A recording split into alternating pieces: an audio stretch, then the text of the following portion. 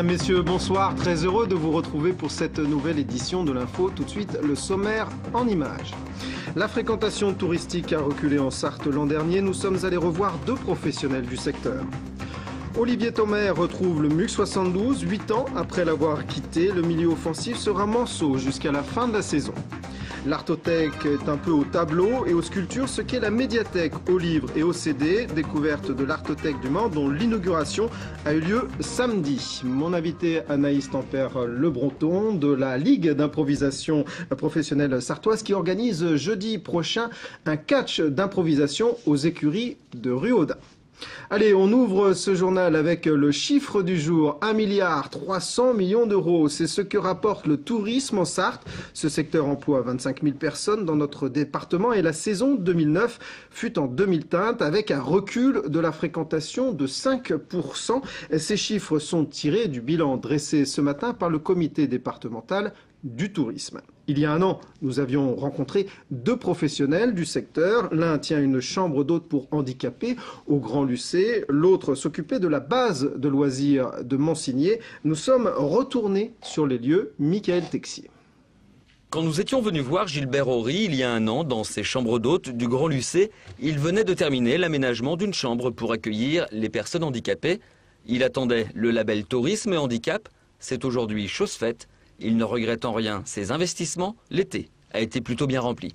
Une famille est restée 4 semaines ici au mois d'août. Par contre, c'était quelque chose d'un peu particulier pour des chambres d'hôtes puisque la personne avait besoin, elle était en fauteuil roulant bien sûr, elle avait besoin d'un lit médicalisé. Nous lui avons trouvé une personne pour pouvoir faire l'auxiliaire médical. 11 chambres d'hôtes sont labellisées Tourisme et Handicap en Sarthe. 18 dossiers sont à l'étude. Les chambres d'hôtes dont la fréquentation s'est stabilisée cette année par rapport à 2008 avec 26 700 nuitées. Dans un contexte de crise économique, c'est la preuve que ce type d'hébergement est de plus en plus demandé. Mansigné, à 40 minutes de voiture, un site superbe. Autour du lac, un village de chalets, une base de loisirs, un camping 3 étoiles. Nous y étions venus en avril dernier au lancement de la saison. La fréquentation a légèrement fléchi. Elle a augmenté de 2% dans la Sarthe. Mansigné a du mal à décoller. Aujourd'hui, la gestion a été confiée à un spécialiste du tourisme vert. Son objectif, doubler le chiffre d'affaires dans les 3 ans de sa délégation de service public. Il y a un certain nombre d'équipements, si vous voulez, qui sont extrêmement vétustes, qui sont dépassés et qu'il faut absolument réhabiliter. On s'est mis d'accord avec la communauté de communes et je pense que sur ces 3 années, on reste persuadé que la clientèle va trouver du changement. Mise en œuvre cette année, 20 nouveaux emplacements grand confort pour caravanes et un changement de nom, l'espace touristique du lac de Mansigné. Et parmi les nouveautés touristiques de l'année 2010, il faudra compter avec l'ouverture en juin prochain de Carnouta, le musée de l'homme et de la forêt de Jupille en pleine forêt de Bercé. L'objectif est d'y attirer une partie du trafic de la 28, comme l'a confié Claude Denis. Il est président de l'association Vallée du Loir. Il répondait au micro de Michael Texier. Nous avions l'arrivée de l'autoroute. Nous avions aussi donc toujours avec toutes les études qui avaient été menées sur la nécessité de faire sortir les gens de l'autoroute sur un thème assez fort au niveau touristique. C'est bien volontiers que la communauté de communes, le pays, l'Europe, la région, le département, tout le monde s'est motivé autour d'un point dans le sud Sarthe, quelque chose d'original et adapté à la demande du touriste d'aujourd'hui. Fait divers, un homme de 66 ans s'est fait arracher la jambe, en tout cas toute la partie sous le genou, alors qu'il procédait à l'abattage d'un arbre. L'accident a eu lieu ce matin sur la commune de Louplande. On ouvre notre page sportive maintenant avec tout d'abord les 24 heures du Mans, dont on connaîtra la liste des engagés jeudi prochain. Parmi eux, il y aura peut-être Giancarlo Fisichella, le pilote de Formule 1, actuel numéro 3 de la Scuderia de Ferrari. Il a annoncé qu'il piloterait justement une Ferrari 430 en GT2 pour la saison des Le Mans Series. À noter également que Fabien Barthez, l'ancien gardien de l'équipe de France de football, voudrait lui aussi participer au 24. C'est ce qu'il a confié aux confrères à nos confrères du Maine Libre ce matin. Et puis notez que nous diffuserons l'intégralité de la conférence de presse de présentation de cette édition des 24 heures du Mans. Ce sera jeudi à 20h50. C'est un revenant. Olivier Thomer retrouve son club formateur, le MUC 72, un club qu'il avait quitté en 2002 pour rejoindre Lens, avant d'être transféré à Rennes en janvier 2007. La dernière recrue du MUC est arrivée ce matin à la Pince-Nardière.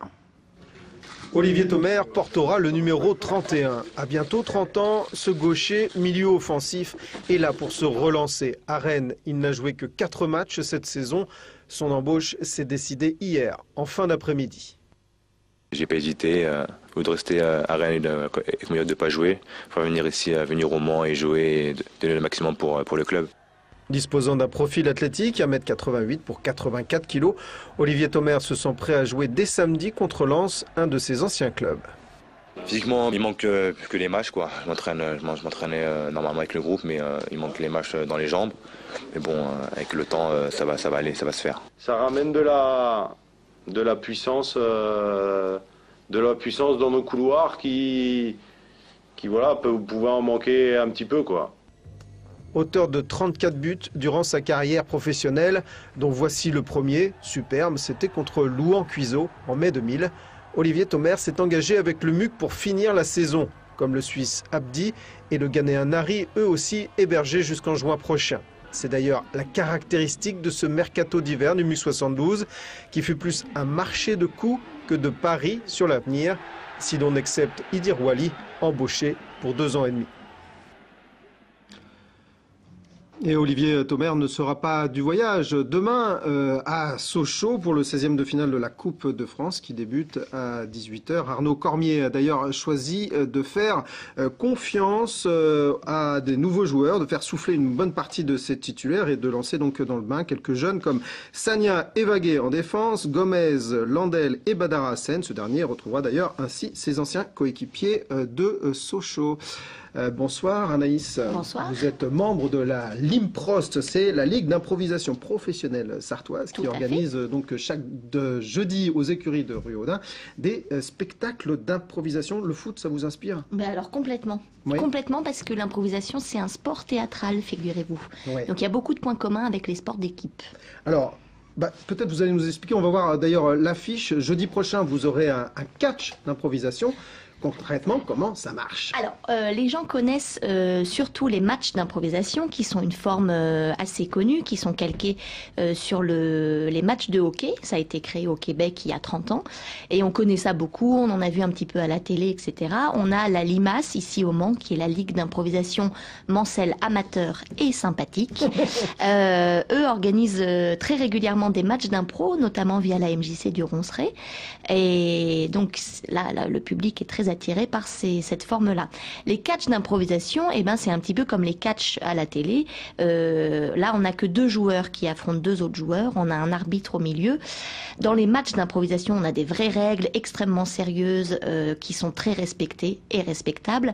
Dans les catchs, évidemment, l'idée, c'est de faire comme s'il y avait des règles, sauf que, bien évidemment, tout ça, c'est du semblant. Et en fait, c'est un énorme spectacle avec un arbitre qui est surtout là pour faire le show plutôt que de faire respecter les vraies règles de l'improvisation. Donc c'est un faux combat sanglant. Alors les thèmes sur lesquels vous improvisez sont proposés par le public, c'est ça? Alors pas cette fois-ci. Pour le catch, c'est vraiment l'arbitre qui nous concocte son petit barillet avec ses thèmes, etc.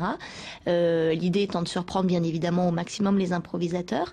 Mais ça c'est exceptionnel pour ce jeudi-là. C'est vraiment l'événement pour ce jeudi-là du mois de février. D'accord. Sur les spectacles classiques, en général, c'est le public. Voilà, sur les spectacles classiques, c'est le public qui écrit des choses très intéressantes. Alors, sur comment leur ça marche vie. concrètement dans le public? Il y a quelqu'un qui arrive, qui met un petit mot. Avant de démarrer, on leur distribue un petit papier. Ils écrivent la pensée du jour, une envie, une histoire qu'ils ont envie de voir jouer. Et ensuite, leur thème est tiré au sort ou pas. Et ça, c'est bien sûr une stratégie commerciale, puisque quand le thème n'est pas tiré, ça donne envie de revenir la fois d'après pour voir comment on va jouer leur thème. Voilà, Il bien faut sûr. donc avoir beaucoup de vivacité d'esprit. Voilà, au maximum, au maximum. Les thèmes choisis, en général, ça porte sur quoi? En fait, oui, et puis l'idée, c'est vraiment que les thèmes soient justement très larges pour laisser aux improvisateurs la possibilité d'improviser comme ils veulent. Alors, ça doit ressembler à un titre de film ou un titre de livre, donc ça peut aller de choses très simples comme je sais pas, un titre très bête, c'est le Titanic par exemple. Alors on va pouvoir avoir un titre tout simple comme ça, ou alors quelque chose de plus emporté, de plus enlevé. Voilà. Et alors, par exemple pour le catch, l'arbitre décide si l'une des deux équipes a gagné ou comment ça fonctionne? C'est le public qui vote. Oui. Voilà, c'est là où le public est vraiment très important sur le catch, c'est que le public va voter pour l'équipe qu'il a préférée.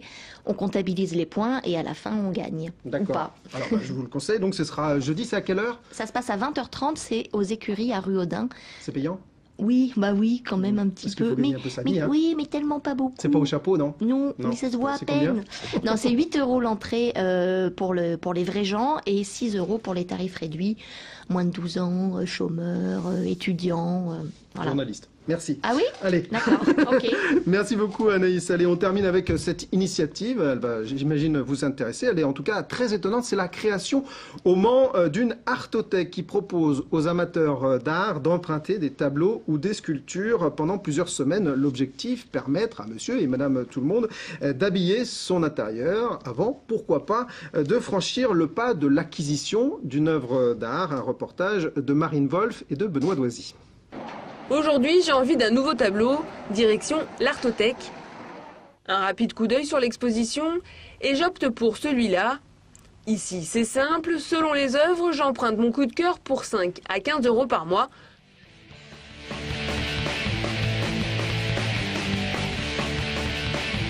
J'en profite aussi pour jeter mon dévolu sur cette statuette. Avant de partir, je dépose un chèque de caution et je garde mon œuvre 3 mois maximum. Ça permet en fait de mettre l'art à la portée de toutes les bourses.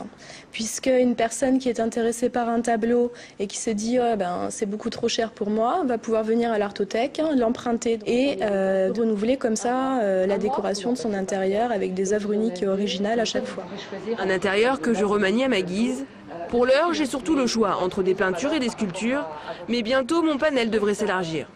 Il y a déjà une bonne centaine de tableaux qui sont exposés. Et on espère que d'autres artistes qu'on ne connaît pas encore, photographes, infographistes, vont nous rejoindre.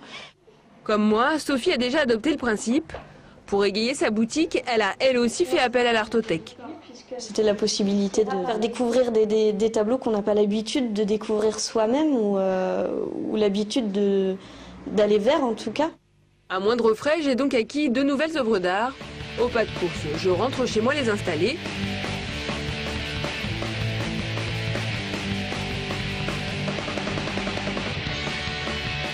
Je décroche mon précédent emprunt, je le remplace par le nouveau. La statuette, elle est très bien ici. Oui, parfait. Si au final je suis entièrement conquise et j'ai envie de les garder, je pourrai les acheter à la fin de ma période d'emprunt. Voilà, et puis sachez donc que cette artothèque se situe rue Nationale, à côté de la librairie Clé de Vie. Voilà, ce journal est maintenant terminé. Merci de l'avoir suivi. On se retrouve demain pour une nouvelle édition de l'info. Tout de suite, la météo de Romuald de Besson. Passez d'excellents moments sur notre antenne. Au revoir.